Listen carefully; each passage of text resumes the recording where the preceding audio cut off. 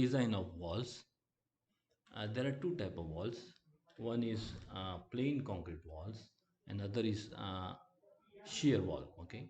In case of plain concrete wall, in such type of walls, concrete alone takes the entire load, and the reinforcement are provided for the crack control. This type of walls are under compression and have no tension. That means that the eccentricity E falls in the middle third of the section, right? This is our force P, and this is moment mx, this is moment my.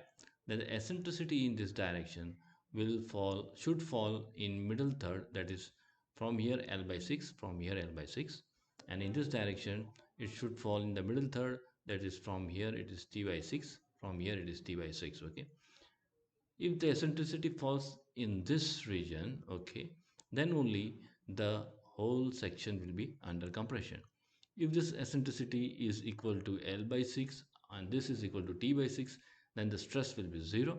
And if it is found to be greater than L by 6 and this is found to be greater than T by 6, then there will be tension in the wall. Okay, so code has given an empirical design procedure for such type of walls.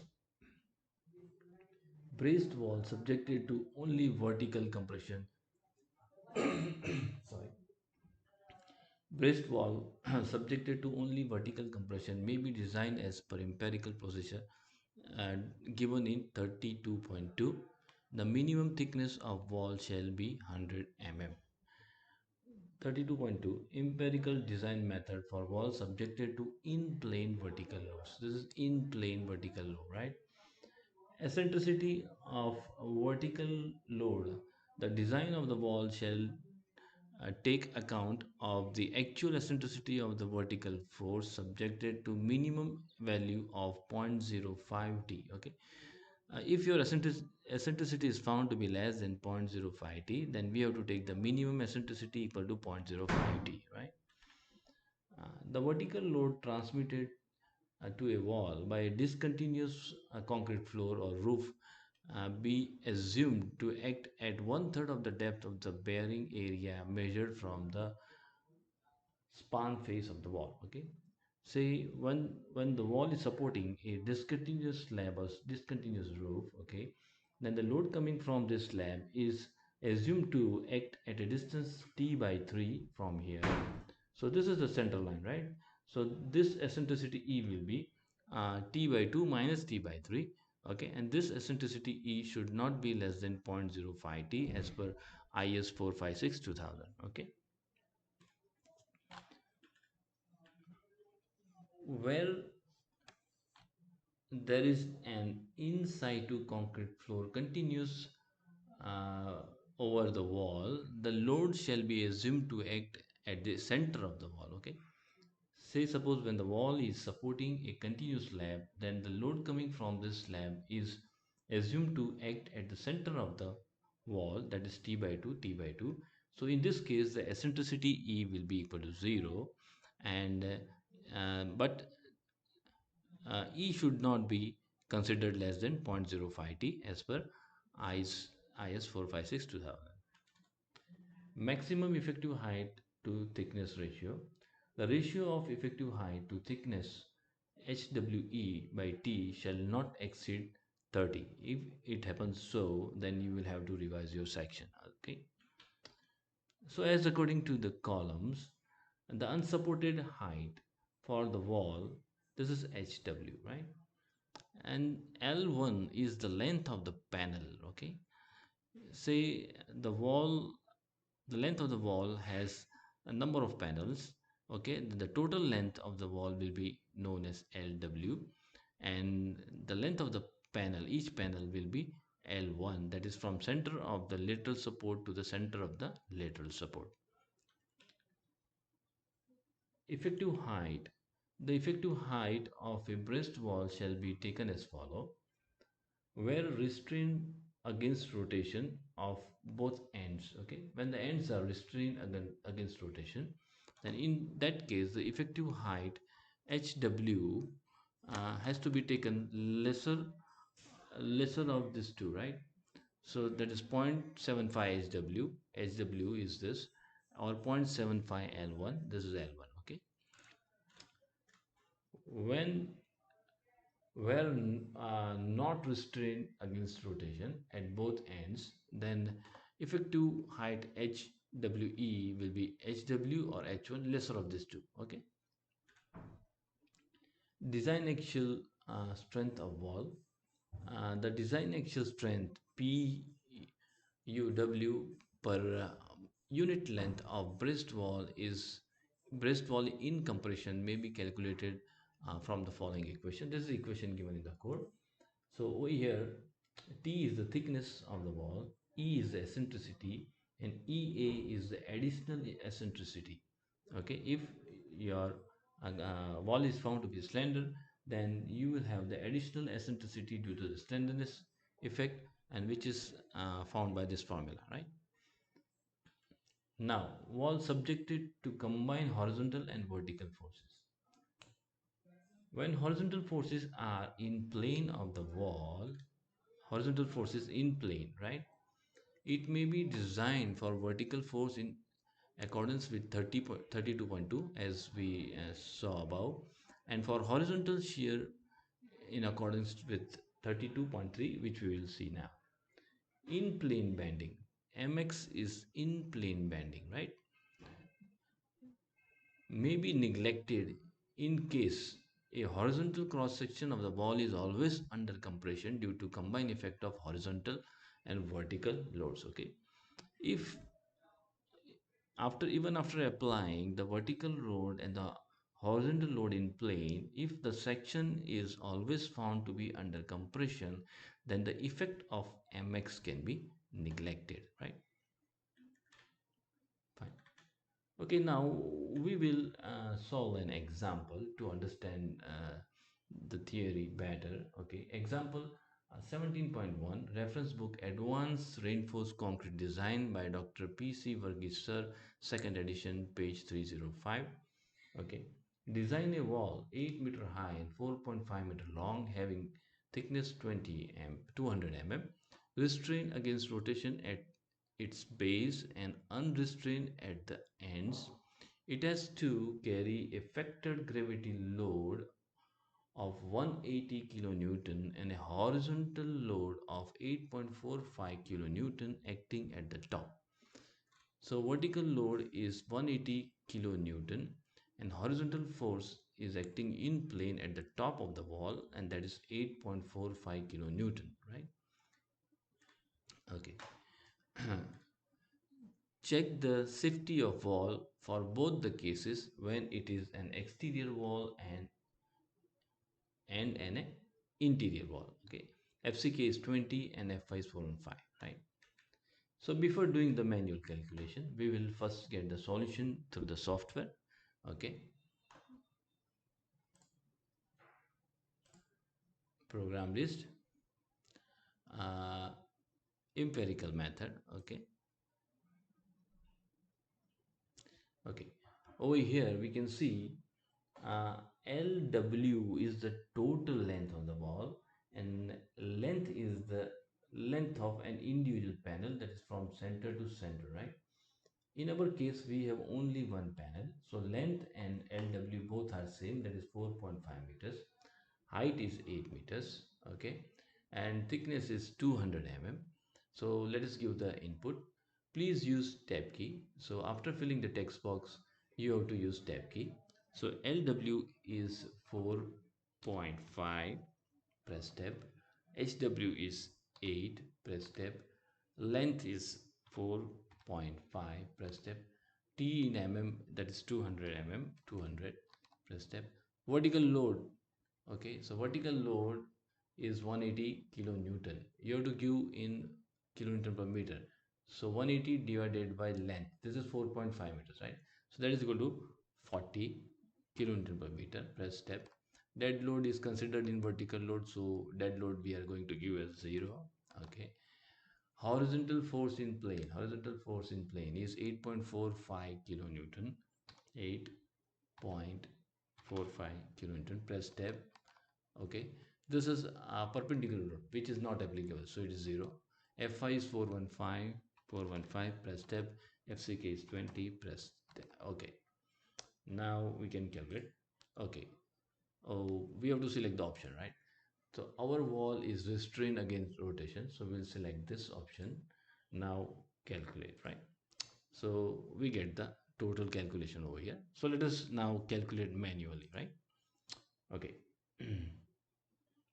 Let us first take the exterior wall. Okay. Code says in this case the load is assumed to act at a distance t by 3 from here.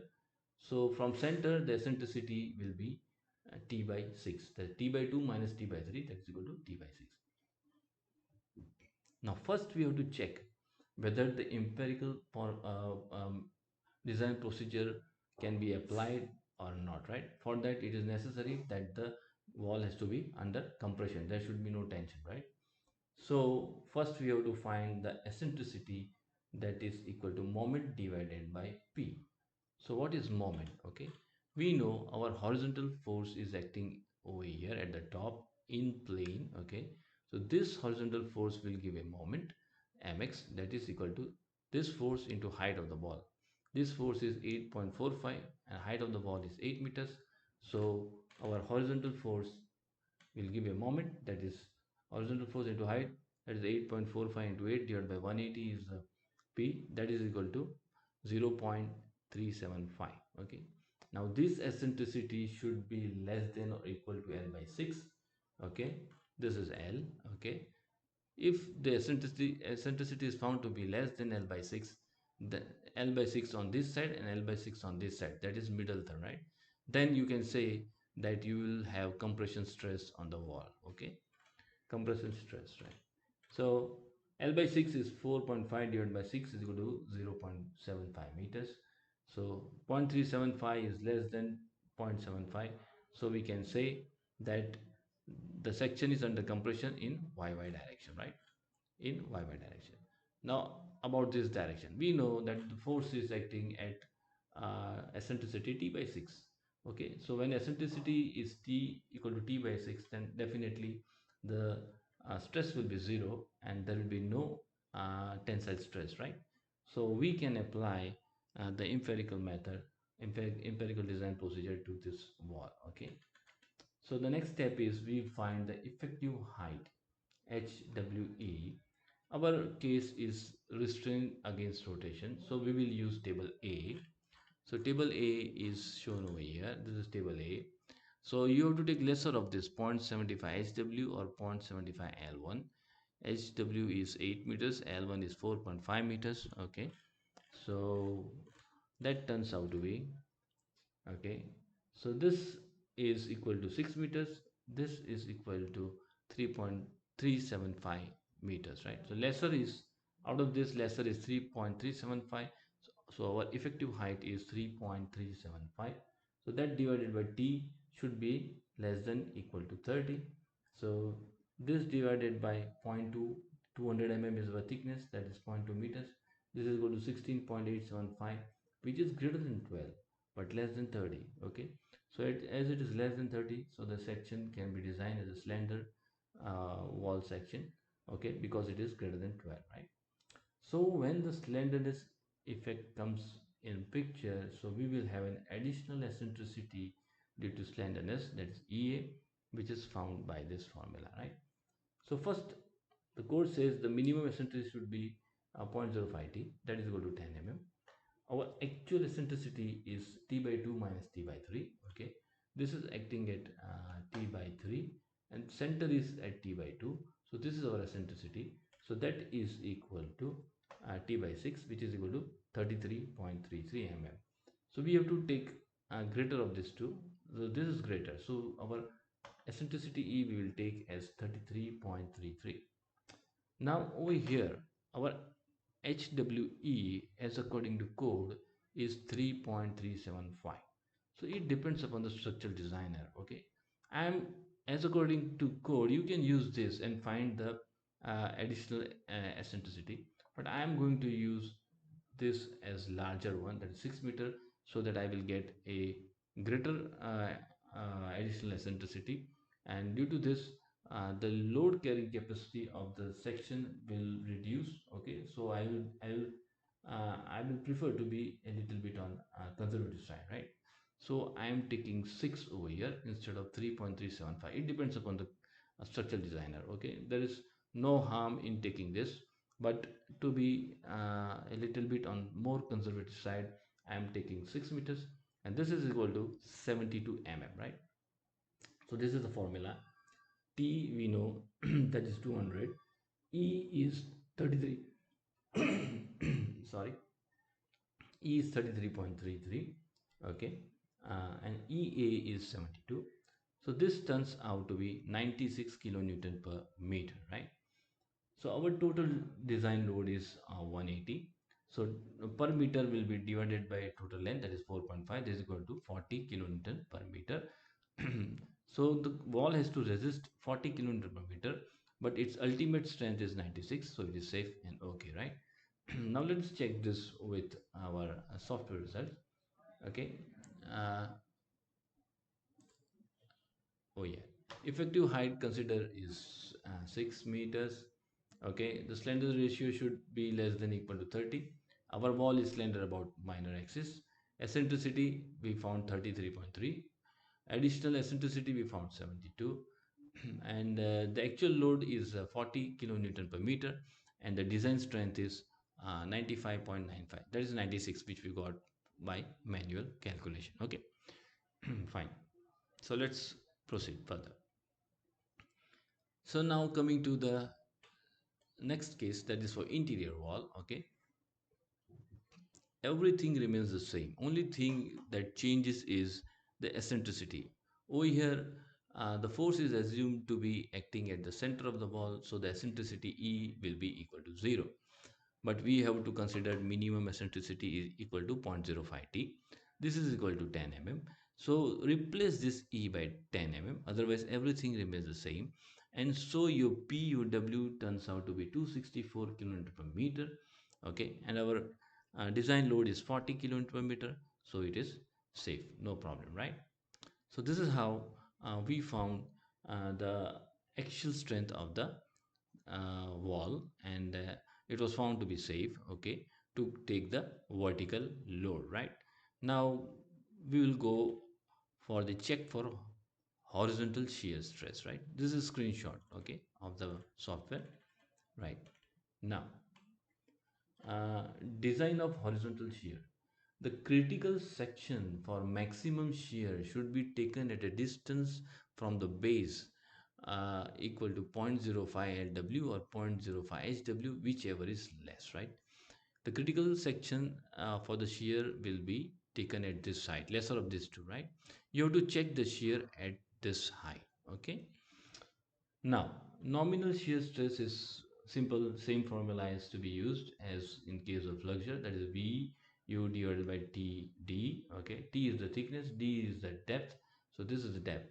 In this case, the code says that depth has to be taken as 0.8 into the total length of the wall. Okay, LW is the total length.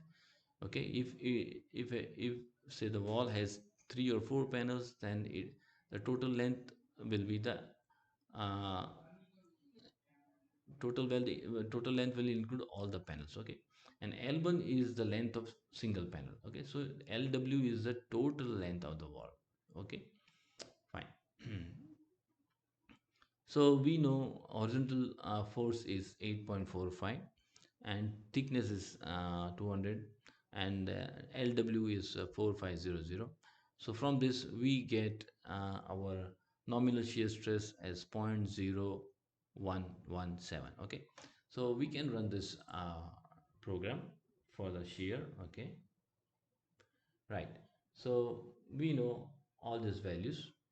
Okay, please use tab key, right? After you give the value in the text box, you have to use press tab key. So F5 is 415, press tab. FCK is 20, press tab. Height is 8 meters, press tab. Length is 4.5 meters, press tab. T thickness you have to give in meters, so 0.2 press step. Okay, we will be using 8 mm dia bars to take the shear. Okay, so diameter of the bar we are going to use as 8 mm press step, and shear force total VU, that is horizontal force, is 8.45, right? 8.45. Okay, now you can calculate. Okay,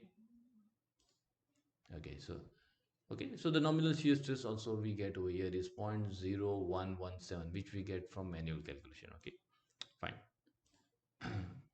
Now, maximum allowable horizontal shear stress in wall given by the code is 0.17 FCK. That is equal to 3.4. Okay. The If the nominal shear stress is found to be greater than this stress, then you will have to revise your section. Okay. So over here we can see the maximum is 3.4. Okay. Right. Now, the permissible shear shear strength of concrete in walls. Okay, there are two cases. One, it depends on the ratio HW by LW. If HW by LW is less than equal to 1, then you have to use this formula for limit state design. This is also for limit state design. Okay, if the ratio HW by LW is found to be greater than 1, then you have to use this formula, that is also for limit state design. Okay, so our case HW by LW is equal to 1.777, which is greater than 1. So we will have to use this formula, and we know all this value, and which is found to be 0.719. Okay, this is your permissible shear stress of wall. Okay, so let us see over here, that is 0.719. Okay, now code gives an another condition that your permissible shear stress should not be less. Code has given one formula from which this is found. Okay, tau c minimum should not be, in this case it should not be less than this. See, our is greater than this, so we will take this value. If this was less than this, then we will have to take this value. Our is greater than this, so we will take the actual value. Okay, fine. Okay, so in our case, we can see the permissible shear stress is much higher than the nominal shear stress. That is why minimum shear reinforcement are required. Okay, fine. So this is the screenshot of what we saw now. Okay, so let us go in little bit depth for the design of shear reinforcement. Uh, our case was that permissible shear stress was found to be greater than nominal shear stress. So you have to provide minimum shear reinforcement, right? But if the permissible shear stress is found to be less than nominal shear stress, then you have to first find the shear force which has to be carried by the shear reinforcement. So that is equal to VSW, which is found by this formula. Okay, and once we know VSW, we can assume the diameter of bar that we are going to use to take the shear. Okay, so you can find ASV, and from this you can find the spacing required, right? Okay, so vertical reinforcement and horizontal reinforcement shall be spaced not farther apart than 3 times the wall thickness, or 450 mm, right? The spacing of the shear reinforcement should be lesser of 3 times the thickness of the wall, or 450 mm, right? Okay, in practical field, the minimum percentage of horizontal and vertical steel taken is 0.25 to 3%. Usually, area of both vertical and horizontal steel is kept to be the same. If horizontal steel area required is found to be greater than vertical steel area, then vertical steel area is also provided equal to the horizontal steel, and vice versa, right? So whatever steel requirement, whether it is horizontal steel or vertical steel, whichever steel is required greater, then the second one is provided uh, same as the greater one, right? Okay, for walls having thickness more than 200 mm, the vertical and horizontal reinforcement shall be provided in two grids, one near each face of wall. Right? But in practical field, whether the thickness is 200 or lesser than 200, the structural designer prefer to provide steel on both the faces, right? Okay, so now in our case, now let us find the reinforcement that we should provide. Okay, so calculation of vertical and horizontal reinforcement, as minimum reinforcement is required. So we are taking AST minimum as zero point 0.3. So this is equal to 600 mm square per meter. Okay, so as we are going to provide uh, the reinforcement on both the faces, so 50% on one face and 50% on another face, so that is equal to 300, right? So you can find the spacing. We are using 8 mm dia bars as shear reinforcement. So this the spacing is found to be 167.46. Okay, so we will provide 8 mm dia bars about 150 mm center to center, both vertical and horizontal direction on both the faces each. Okay, so this is the diagram. Okay, reinforcement detailing. So on this face we will provide the vertical and horizontal steel. On this face also we will provide horizontal and vertical steel, and the spacing of both horizontal and vertical steel will be 8 mm dia about 150 mm center to center in both horizontal and vertical direction on each face. Okay, so this is how we design a plain concrete wall with the help of uh, empirical design procedure given in the code IS 456 2000. The wall has to be braced. Okay, fine. Now coming to the next type of wall, that is RCC shear wall. In such type of walls, concrete and reinforcement both take the loads. In shear wall, part of the section is under compression and part is under tension, right? So this is shear wall, this is neutral axis. Okay, so this part is under compression, this part is under tension. Okay, this is your balance axial. Okay, the strain, ultimate strain on the compression phase to be taken is 0.0035, and on the tensile phase it is 0.002 plus 0.087 F5 by ES, right? Fine. So this is how, using this strain diagram, you can find the balance axial. So this is given, that is given by this formula, right? This is obtained from the strain diagram. This is as per IS 139202016 annexure A. Okay. So once you know your balance axial, right? Now you can find the ultimate load and moment carrying capacity of the section.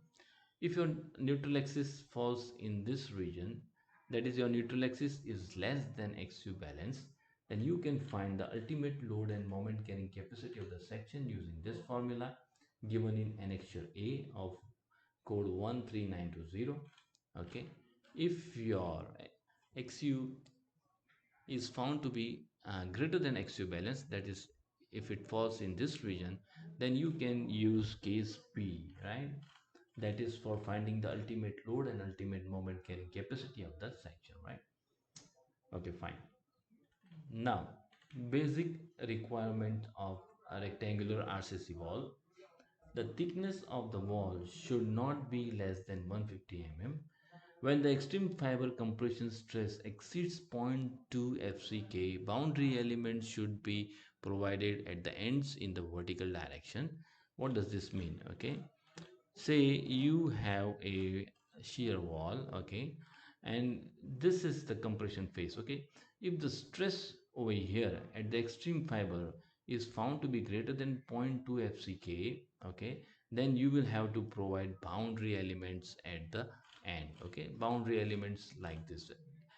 Our original wall was like this. Okay, now say if you are finding your compressive stress more than zero point 0.2 FCK, then you will have to provide boundary elements at the end. Okay, okay, you can provide boundary elements like this. Okay, this is one option, or you can provide higher steel at the ends. This also can be considered as boundary elements, right? If the thickness of the wall is more, then you can provide such type of boundary elements, right? Otherwise you can provide such type of boundary elements. In practical fields, usually the shear walls are given between the columns. Okay, so in that case columns are taken as the boundary element and the remaining part of the wall is taken as the web of the shear wall. Okay, so this is how we have to provide the boundary elements, right? Now, the minimum steel ratio for each vertical and horizontal direction should be 0.0025. If the lateral shear stress is greater than 0.25 under root FCK, or the thickness of the wall is equal to or greater than 200 mm, then you have to provide horizontal and vertical steel mesh on both the face of the wall. Okay, but we provide for all the cases in practical field, right? So nominal shear stress is found by this formula that is well known to us. D is zero point 0.8 LW. LW is the length of the total length of the shear wall, right?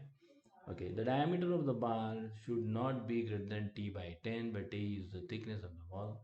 The maximum allowed spacing both for vertical and horizontal reinforcement should not exceed the least of these two.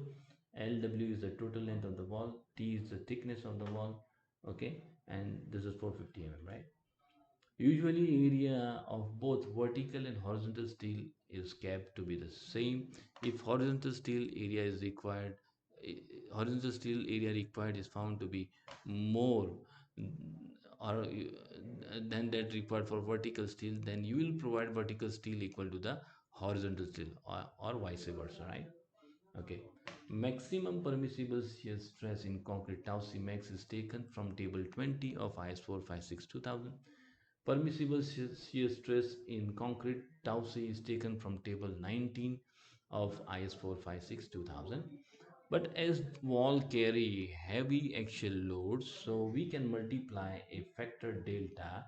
Delta is the multiplying factor due to the heavy axial load on the wall. So that formula of tau C becomes tau C into delta, where delta is given by this formula, but delta cannot be greater than 1.5.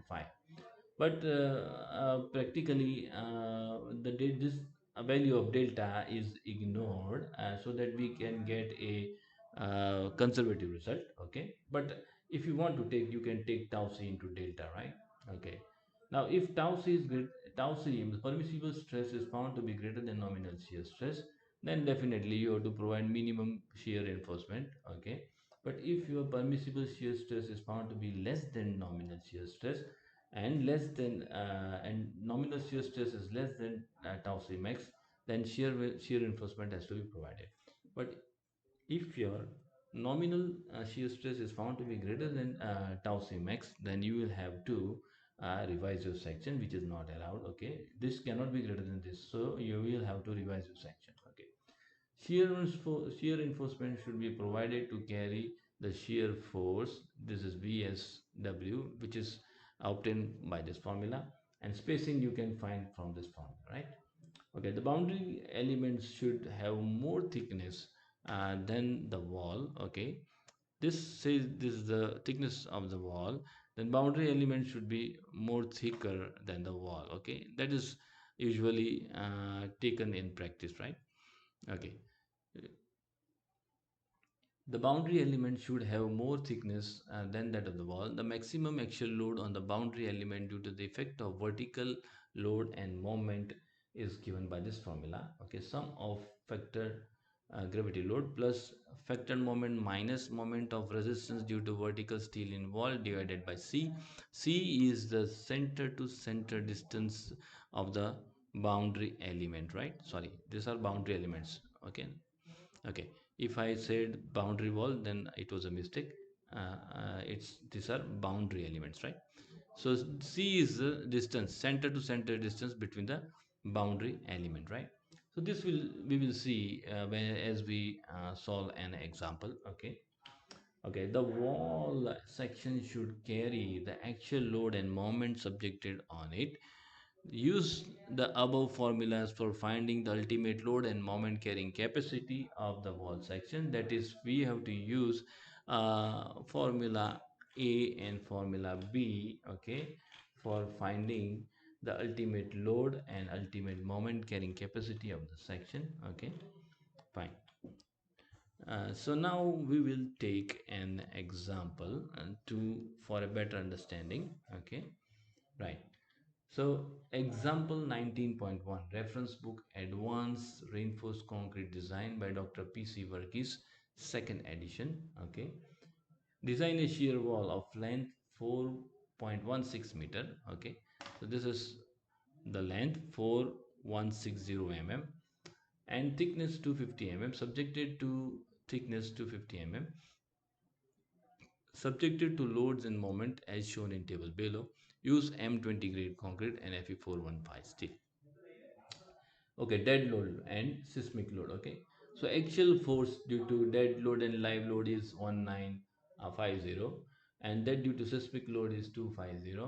Moment due to dead load and live load is 600, and moment due to seismic load is 4800. Shear due to dead load live load is 20, and due to seismic load is 700, right? Okay, so as per IS 456 2000 table 18, there the in table 18 the different load cases are given. Okay, so we are taking case 1 where pu is taken as, actually in code it is taken as 0.9 times the dead load. Okay, but we are following the reference book. Okay, so in reference book it is taken as zero point 0.8 dead load, zero point 0.8 live load, and 1.2 times the earthquake load, which is found to be 1860. Okay, actually in code it is given as zero point 0.9, but we are following the reference book. Okay, we are keeping the value same as the reference book. Okay, now case 2, where the factor to be multiplied with dead load, live load, and earthquake load is 1.2. So that is equal to pu is equal to 2640. That is our second case. Similarly, affected moment is found to be 6480, and factored shear force is found to be 864, right?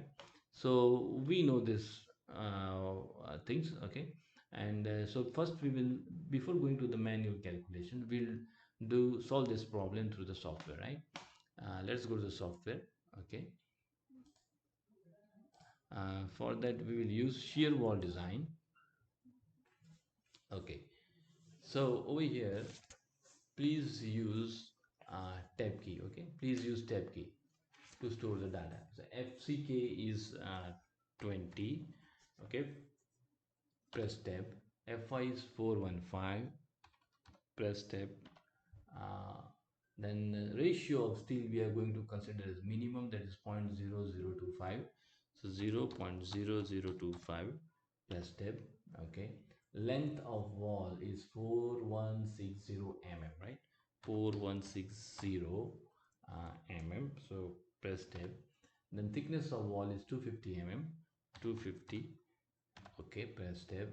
Okay, maximum load. Okay, maximum, we have two cases, we have to take the maximum out of that, right?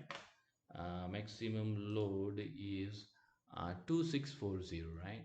So uh, 2640, press tab. Maximum moment is, okay, 6480, 6480, tab. And the maximum shear force is 864, right? 864, right? Now you can click finish, right? So this gives the total area of the section, this gives the moment of inertia, this is distance y, this is distance y, this is the maximum stress, this is the minimum stress, right? So now we will see the manual calculation, right? Okay, so after finding the load, factor loads, okay, now the next step is we have to check whether the boundary conditions are required or not, right? So for that we have to find the stress, we have to find the stress, compressive stress, right? So the maximum stress, this is mi. Okay, the mi of the section, bd by 12. This is the area of the section. So this is the formula we know. For this formula is valid for rectangular section, right? Okay, fine. So fc maximum is found to be 11.52, and fc minimum is found to be minus 6.45, right? This is 11.52, this is minus 6.45, this is compression, this is tension, tensile stress, this is compressive stress, right? So that is what we get in our Okay, maximum stress is 11.52 and minimum stress is minus 6.45, right? Fine. Okay, fine. So now we have to find the allowable stress, that is 0.25, 0.2 FCK, that is equal to 4. Now 11.52 is greater than 4, so you will have to provide boundary elements. Okay, so we will have to provide boundary elements, right? So we will be providing boundary elements like this: 380 by 760, 380 by 760. Okay, so this is LW, total length. This is center to center distance C, which we will need over here. Okay, C we will need over here while finding the PU. Okay, so that is C. Okay, so this is 3780, and this is the length of the web. Okay, this is now the web of the shear wall, right? So 3400 is the length of the web. Thickness is 250 over here, thickness of the web, right? Fine. So now the next step is, now we have to decide whether we will provide the steel reinforcement on both the faces or only one layer, right? So if the factor shear stress is greater than 0.2500 FCK or the thickness of the wall is equal to or greater than 200 mm, then we will provide horizontal and vertical steel mesh on both the face of the wall. Our thickness is 250, which is greater than 200, so we will provide horizontal and vertical reinforcement on both the face of the wall. Okay, now we will start with a minimum percentage of steel. Okay, so let us assume the percentage of steel is 0.25. So AST required per meter is 625 mm square per meter, right?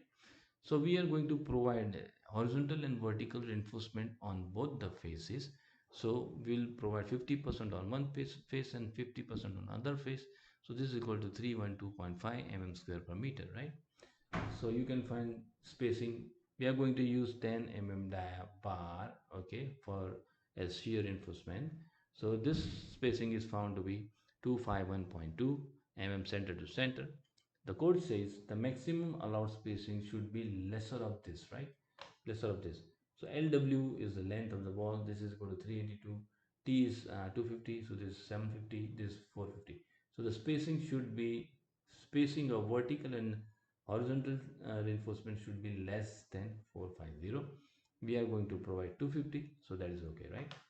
Provide 10 mm dia bars about 250 mm center to center, both in horizontal and vertical direction on each face. So this is how now we have decided that this amount of steel we are going to provide in the shear wall. So now the next step is we have to check whether that amount of steel is adequate in taking the shear force or not, right? So check for shear. So for M20 grade concrete and percentage PT equal to 0.25, corresponding tau C is 0.36 Newton per mm square from table 19 of IS 456 2000. Tau C makes for M20 is 2.8, that is from table 20 and IS 456 2000, right? Okay, fine. Now over here, this is, we are taking as 0.36. Okay, but we can take as see, you can see over here tau c is 0.36 into delta. Delta is 1.3. If you want to take delta, you can take, this will turn out to be 0.496. Okay, but I am neglecting this amount and taking tau c only equal to this to be a little bit more conservative, right? So let me move further. So that is why I have taken 0.36. Okay, nominal shear stress you can find by this formula, right? Where where D is equal to zero point 0.8 LW, right? Okay, now there is something to be understood. If our wall was straight, okay, the thickness of the whole wall was same, then you can easily take it as zero point 0.8 LW, right? But over here the thickness of boundary elements are more than the thickness of the wall. Okay, so in that case you can take a center to center distance, right? So now the section which will take shear will be 3780 into 250. So that is the area which we are considering will take the horizontal shear, right? Okay, fine. So moving forward, okay, so this is how we took d equal to 3780. So nominal shear stress is found to be 0.914. Okay, so nominal shear stress should be less than maximum and is found to be greater than tau c. So we will have to provide shear reinforcement. Okay, so we can find the shear force that is to be carried by the shear reinforcement, that is equal to 523.8. Okay, and we are going to use 10 dia bars for taking the shear, and as we are going to provide reinforcement on both the face of the wall, so this is the area of 10 dia bar, and as we are providing the reinforcement on both the face of the wall, so into two, so total ASP will be 157. So everything we know, we can find the spacing required is 409. Okay, but we are providing 10 about 250 center to center, which is adequate and okay. Okay, which we saw over here. We are providing 10 diameter about 250 center to center. Okay, both in horizontal and vertical direction, so that is safe. Okay, so we came to know that the reinforcement which we have provided in shear wall is found to be okay for carrying the shear force. Okay, because we are assuming that the total shear force will be taken by the web portion of the shear wall, right? So this is the detailing shown.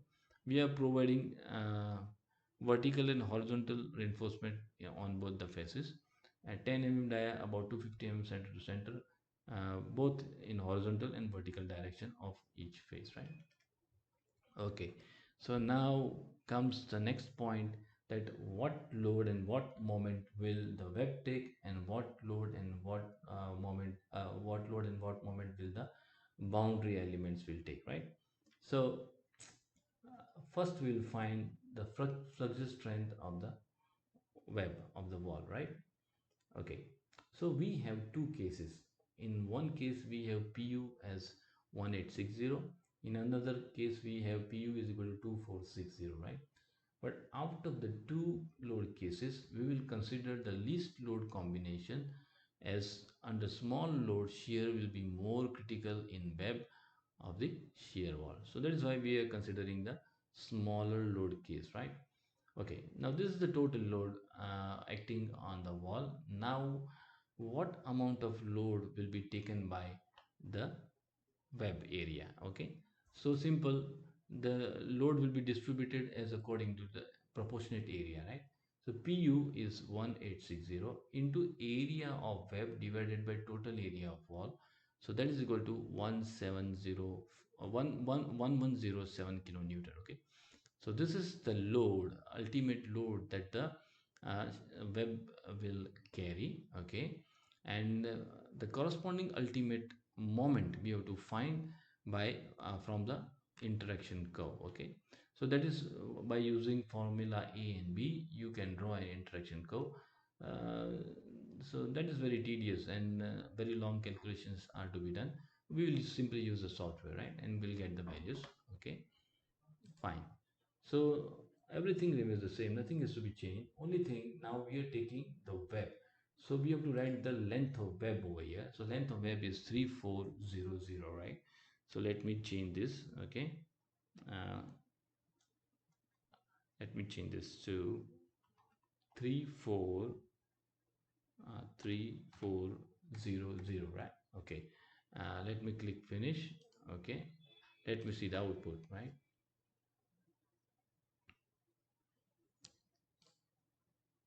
So this is the output.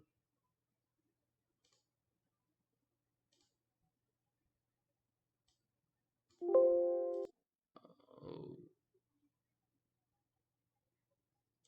this is the output, right? From here we can see uh, that x is the distance of the neutral axis from compression phase. Okay, and you get the corresponding PUR, and you get the corresponding ratio of MUR under FCK T into L square, right? So our PUR is 1107, right? So 1107 is force between these two, right? So let me show you the screenshot. Okay, so our one MUR falls between these two. Okay, and so the moment falls between these two, and so I'm taking MUR by this ratio equal to 0.042, and so I get the corresponding moment is 2427.6. Okay, so this is the load and this is the moment which will be taken by the web portion of the shear wall. Okay, now the remaining load and the remaining moment will have to be taken by the boundary elements. So the moment to be taken by the boundary element will be total moment is 6480 minus this, that is equal to 4052. So this is 4052, right? C we know that center to center distance, that is equal to we have already found over here, center to center distance 3780, right? So this whole thing is this, right? Fine.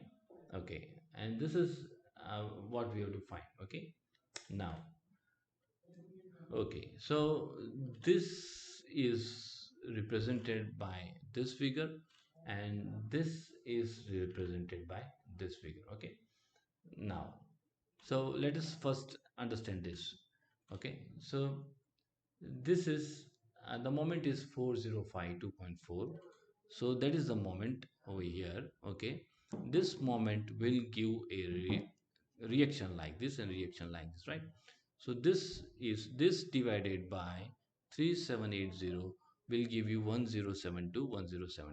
This will be under compression, this will be under tension, right? Okay, reaction. Okay, yeah, this is reaction. Actually, if you see, then this will be under compression and this will be under tension. But okay, that's okay, it doesn't matter because we don't know whether these moments are going to be reversible in case of earthquake, right? It can be like this or like this. So both the columns have to be designed for the maximum compression force and the maximum tensile force. Okay, so don't worry about the signs right now, right? Okay, so this is what we have displayed this thing in this form, right? Now coming to this part, right? So how to find the load on the boundary element? Simple. So we have two cases. First case, the load is 1860. Second case, the load is 2640, right? Now the load which this element will take will be as according to its proportionate area. Okay, so the area of this element divided by total area will is this equal to 0.202. So this load into 0.202 is equal to 375. This load into 0.202 is equal to 535, right?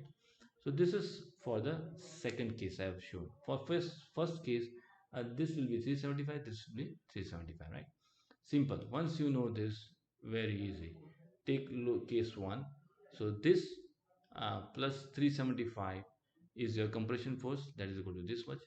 This plus 375, this is compression, this is tension. So this will be deducted from this, so this will be minus 6 point minus 697, right? And this is plus 1447.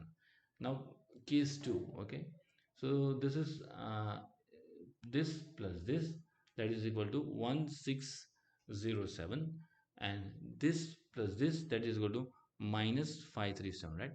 So out of these two combination, you have to take the maximum compression force and the maximum tensile force, and for that you have to design this element as column. Okay, so this is how we do the design of a shear wall.